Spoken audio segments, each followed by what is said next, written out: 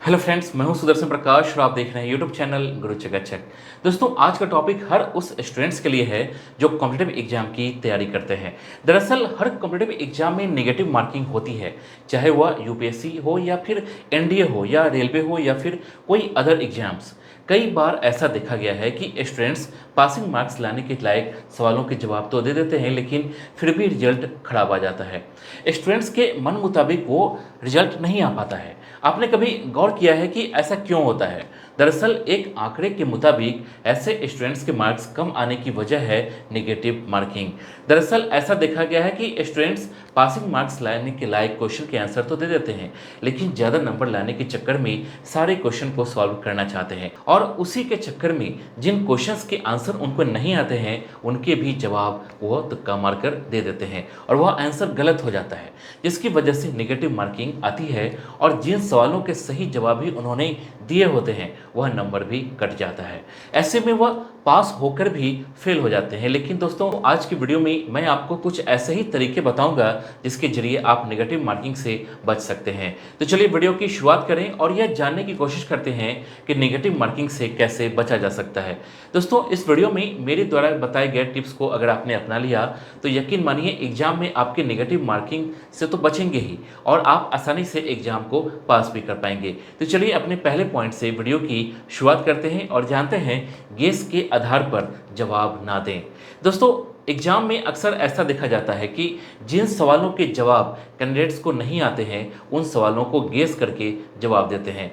कई बार यह तरीका काम भी आ जाता है, लेकिन ज़्यादातर समय यह तरीका गलत साबित हो जाता है और आंसर गलत होता है, जिसकी वजह से नेगेटिव मार्किंग मिलती है और रिजल्ट अनुमान के मुताबिक नहीं आ पाता है।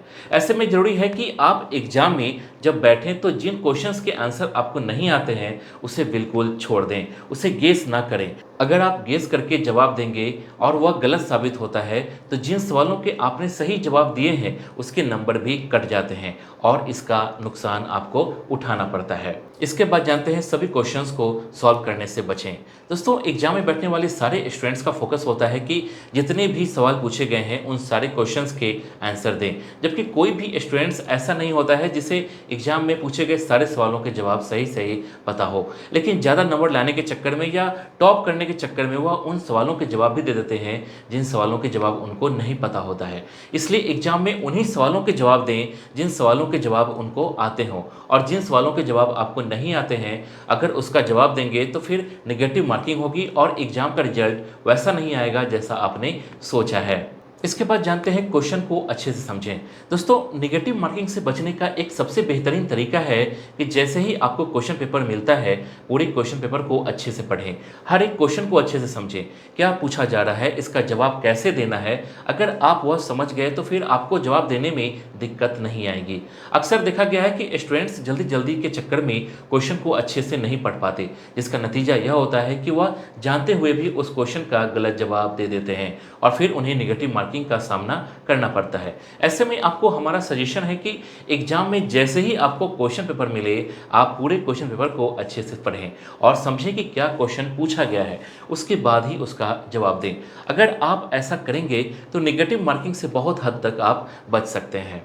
दोस्तों, मैं आपको जनरल नॉलेज के लिए एक बुक सजेस्ट करना चाहूँगा, ओसवाल पब्लिशर्स की general knowledge for competitive exams. Oswal की ये book SSC, banking, management, entrance, railway, law, defence etcetera के लिए इंपॉर्टेंट है। बुक में कॉम्पिटिटिव एग्जाम में आने वाले विषयों को कवर किया गया है, जैसे current affairs, history, geography, Indian polity, Indian economy, general science and general knowledge आदि विषयों को बुक में बताया गया है। बुक की क्वालिटी अच्छी है। इस बुक से आप अपने एग्जाम के लिए प्रिपरेशन कर सकते हैं। ये बुक आपको अमेजॉन और ओसवाल की वेबसाइट पर मिल जाएगी, लिंक डिस्क्रिप्शन में है। इसके बाद जानते हैं जिन क्वेश्चन के आंसर नहीं आते हों उसे छोड़ दें। दोस्तों, एग्जाम के वक्त ज़्यादातर स्टूडेंट्स चाहते हैं कि वह सभी क्वेश्चंस के आंसर दें, लेकिन यही वह गलती कर बैठते हैं। वे सारे क्वेश्चन के आंसर देने के चक्कर में वह उन क्वेश्चंस को भी सॉल्व करने की कोशिश करते हैं जिन क्वेश्चन के आंसर उनको नहीं पता होता है। नतीजा यह होता है कि आंसर गलत होते हैं और फिर नेगेटिव मार्किंग होती है। और नेगेटिव मार्किंग होती है तो जिन क्वेश्चन के उन्होंने सही आंसर दिए होते हैं उनके नंबर भी कटते हैं और फिर उनके हाथ से एक अच्छा मौका निकल जाता है। दोस्तों हमारा सजेशन है कि सारे क्वेश्चन को सॉल्व करने के बजाय आपको जिन जिन क्वेश्चंस के आंसर पता है पहले उसे सॉल्व करें, उसके बाद लास्ट में जिन क्वेश्चन के आंसर आपको नहीं आता है उसे सॉल्व करने की कोशिश करें। लेकिन उसे भी तब सॉल्व करें जब आपको उस क्वेश्चन का आंसर याद आ जाता हो, या ऐसा नहीं करने पर आपको नेगेटिव मार्किंग हो सकती है। इसके बाद जानते हैं एग्जाम से पहले अच्छे से तैयारी करें। दोस्तों किसी भी एग्जाम को देने से पहले उसकी अच्छे से तैयारी करना बहुत ज़रूरी है। अक्सर आपने देखा होगा कि एग्जाम में कई स्टूडेंट्स ऐसे होते हैं जो घबरा जाते हैं, क्वेश्चन को देखकर ही परेशान हो जाते हैं। क्या आपने कभी सोचा है कि ऐसा क्यों होता है? दरअसल इसके पीछे की वजह यह है कि स्टूडेंट्स की तैयारी अच्छी नहीं होती है। अगर स्टूडेंट्स की तैयारी अच्छी हो, अगर उन्होंने अच्छे से तैयारी की है तो क्वेश्चन चाहे जैसे भी आए उन्हें घबराहट नहीं होगी, और घबराहट नहीं होगी तो वह आराम से एग्ज़ाम दे पाएंगे। अगर आराम से एग्ज़ाम दे पाएंगे तो यह मुमकिन है कि सारे सवालों के जवाब वह सही सही दे पाएंगे। दोस्तों इस वीडियो के लिए बस इतना ही। उम्मीद है कि आपको ये वीडियो पसंद आई होगी। आपको नेक्स्ट वीडियो किस टॉपिक पर चाहिए आप हमें कमेंट कर बता सकते हैं। वीडियो को लाइक और चैनल को सब्सक्राइब जरूर कीजिए। Thank you.